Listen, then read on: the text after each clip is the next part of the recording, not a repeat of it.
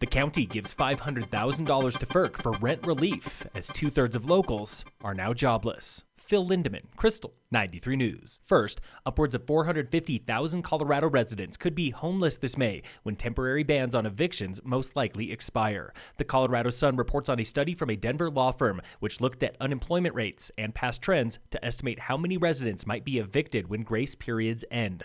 The estimate of 450,000 people assumes Colorado's unemployment rate will top 30% by May, equal to roughly 1.7 million residents. In Summit, county officials estimate 2/3 of the workforce is already unemployed, nearly 20,500 people.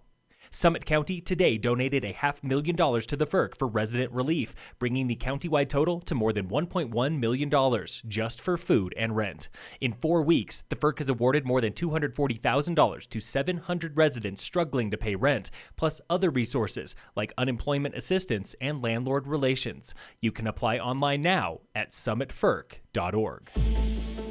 This week, on the State of Summit, business owners praise local towns for economic relief, but the unknowns still weigh heavy. I haven't really been able to wrap my brain around when we open, just because it's so uncertain. That was Lauren Hitchell, owner of Studio B Dance and Fitness Studio in Frisco. She is one of more than 330 small business owners countywide who applied for a slice of $2.6 million in economic relief. And she already got the check. It was incredibly easy. I have to give some major props to the town for how they did it. Fellow Frisco owner Kelly Monahan of Alpine Dance Academy agrees, saying the money she got will pay all of her May rent. That's really awesome that town of Frisco is doing that. I don't think a lot of towns around the country are supporting their businesses in this way, so it's amazing that they're able to keep us all afloat during this time. In Breckenridge, relief goes direct to landlords, and most are being generous with tenants, like Joy of Socks owner Annie Evans. It's definitely been a roller coaster. There's been a few tears, but the support I've gotten from the people around me is awesome. It's really cool. Red Mountain Autos in Silverthorne has been open about 1 year and just got approved for $2,000 in relief. But Shane Rouchamont knows it will not save his fledgling business. So I think it's going to be a whole new process again of getting people back in the door. Thank God we've got some great loyal customers. Everyone agrees the local process has been much smoother and simpler than federal payroll relief through banks. Maria Latek, longtime owner of the New Summit Inn of Frisco. I just wish they would make it easier, the federal government, for us to get a hold of what we need and not make it so difficult. Latek calls the federal process a nightmare and unclear. Wells Fargo last Friday told her to wait until Monday, and by then, it was too late. When Monday came around, they already said there was no money. And how could that be?